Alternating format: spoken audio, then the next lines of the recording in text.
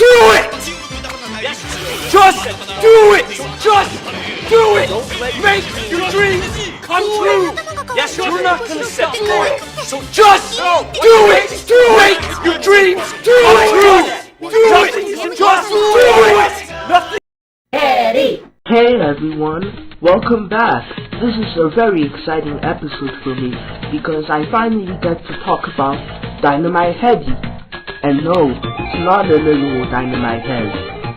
It's a muppet. What Headdy is, however, is a puppet, and he arrives in Northtown to find that the evil puppet Dark Demon is in the midst of attacking the puppet town to select which of the peaceful toys should live and which should be converted into his evil minions. Headdy tries to fight back but gets captured. Ladies and gentlemen, our hero. And then he gets rejected like a sack of crap.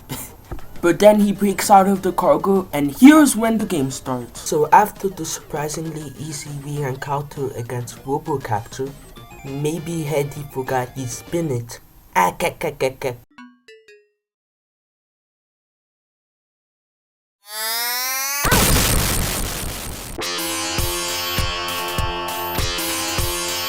Oh hey, that's Maruyama. Okay, here's something I really need to explain. Along with some reason removing all of the dialogue, the international version not only tweaks a few designs of the bosses, like Maruyama being a cat to a bear. We know what a cat is, guys, but the game's been made a whole lot harder. So seeing as how Maruyama is being a little twerp and wants to be the main star, we have to beat them up. And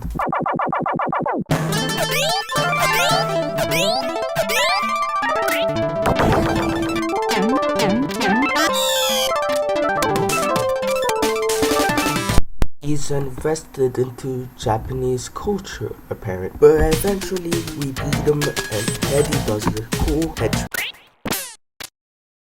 Yes! After that we move on to the next level, where we see 3 training stages. The first 2 are an absolute breeze, but I never really got the hang of the third one. So 3 years later, 5 hours later. no, okay, maybe can we just move on? These aren't even necessary to beat. So essentially what we have here is a mix of platformer and headbutt them up. Headdy can not only use his head to attack, but also to grab hooks and pull himself up to other platforms. Headdy's health is represented by a spotlight in the corner of the screen, which changes color. And to restore that health, you can grab fruit. Yum yum. But Headdy also has power-ups. Some of them can be pretty useful, like Warhead. Some of them can be weird, like Pig Head, and some are downright useless, like Snooze Head. And I don't even know what's up with Head Trip.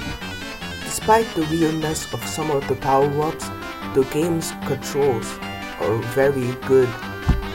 So eventually we re-encounter with Maruyama.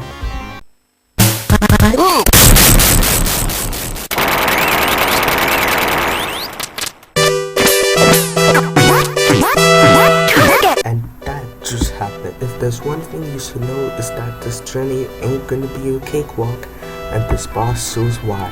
In fact, the later bosses get harder, but that's not what you'll have to worry for now. Eventually, with trial and error, you beat him, and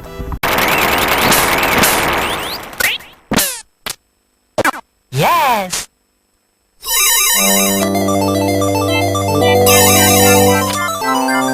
Thank you.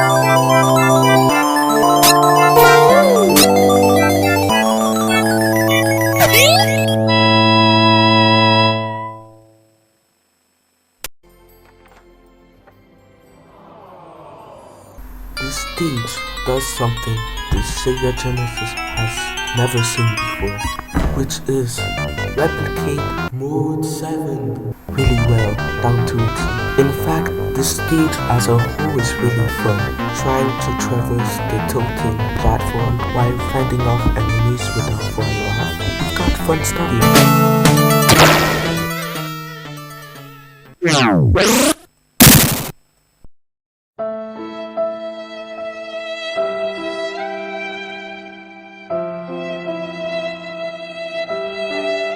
Turns out though it was just Mariama trying to roll and smash you to death, but after that completely fails, we are then dropped onto a game show set where the host tries to kill us. If only I was at the show instead. But it turned out I didn't die. So once again, I'd like to welcome the Poopsmith and Pom Pom onto the show. Gentlemen, hands on puzzles. The Poopsmith for 500 points. Would you care to share with us some of your political views?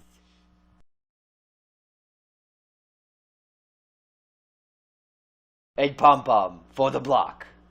Do you agree? Alright, that's 162 points for each of you. After that fiasco, we arrive on the green carpet. Someone else is jealous of your fame. Is everyone just jealous at Headdy for just existing? Eventually, we show him Who the man? Oh, I'm never saying that again. Fine. Before we move on to the next stage, let's talk about the bonus stage, since when am I ever gonna talk about the bonus stage? The objective in these is simple. Score a set amount of basketball goals and you can get password. But you might be wondering, isn't there anything else you can get other than passwords? And the short answer is nope, there's nothing! Absolutely nothing! Here we have another boss whose design changes between version, from a cyborg-like design in the international version to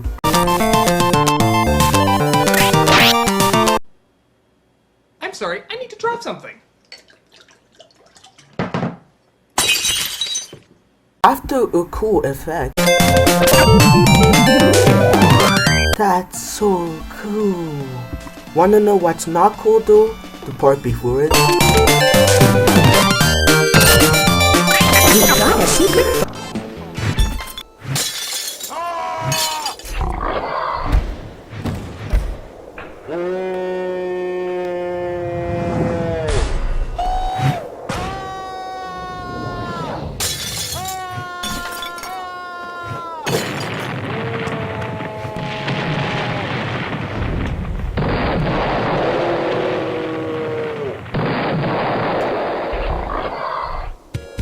But as soon as we beat the window cleaner, we find out that the keymaster left and that we arrived too late. That's bad. We can still catch up though, That's good. but it's via the Tower of Puppet. That's bad. Can I go now? But outside of its notorious representation, I actually think this boss isn't too bad.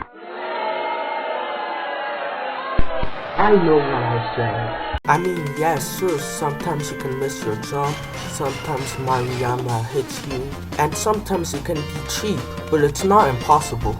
So after seeing how similar the inside of the tower is to that one part in Kirby's Adventure, we finally catch up with the Keymaster. Target! Target! Target! Target!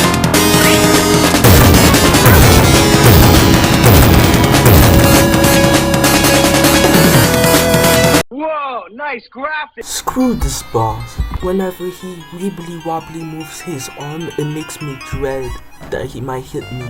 And 99% of the time he does. But since he practically doesn't have any other attacks, he relies on this rotating thing. That, while visually looks pretty great, makes it so that when you're in the background, you're this itty bitty thing. Combine that with the fact that he never misses an aim, and yeah, you're screwed. Once you somehow get past him, up into the sky you go. And not too long after you meet the last Keymaster, Babyface, and you fight him in the flying section. The controls are smooth and solid, the shooting is fast and rapid. My only issue with these is the fact that they're too long. When will Maruyama give it a rest? He's more stubborn than Speed. Eloise's brother Hap has got to win. Please let him. Why should I let him win? I'm out to win myself. Now sign off and don't bother me. But Hap must win so that he can pay for the doctors to make his sister well. And besides, Hap would then be hired to manage a big car factory. That would solve all their money problems. Please let him win, Speed. It doesn't matter to me what his reasons are for wanting to win. I wouldn't be playing fair if I let him win the race on purpose. But Speed! I'll see you when the race is over, Trixie. But Eloise is ill. They must have some money. Please let him win, Speed. Speed! Speed! Speed!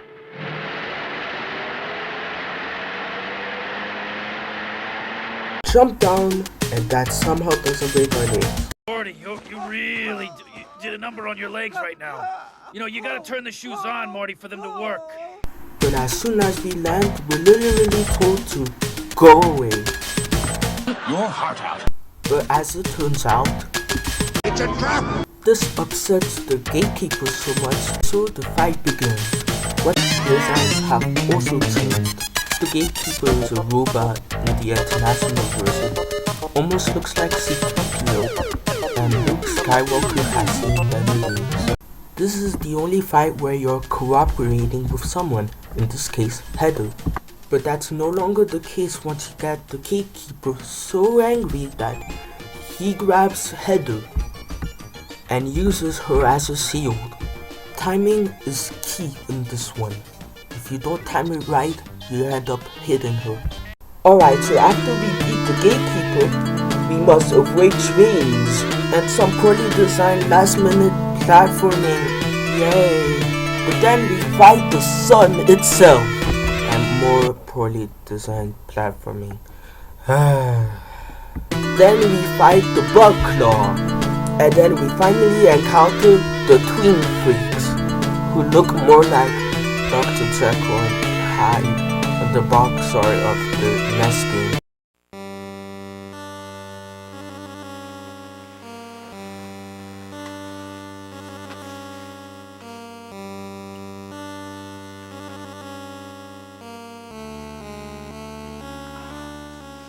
It's a moving stage, so what this ascent means is, don't be too slow or you die.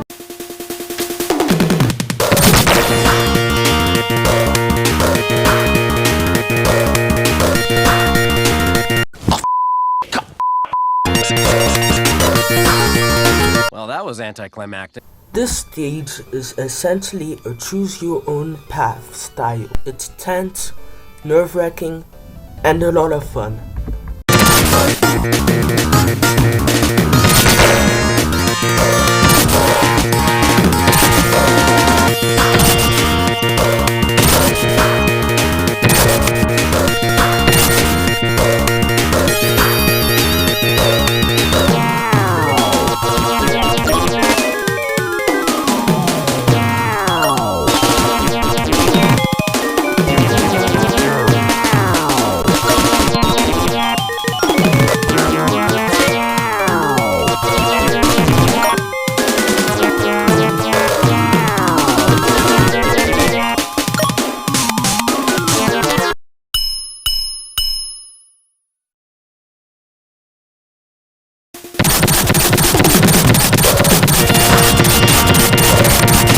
Looks like we found someone who has the same amount of skills as Eggman.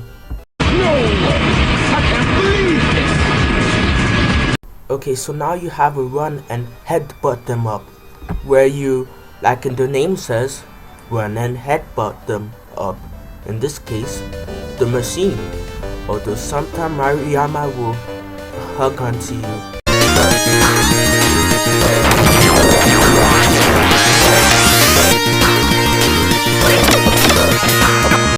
Okay, this is it, our final stop.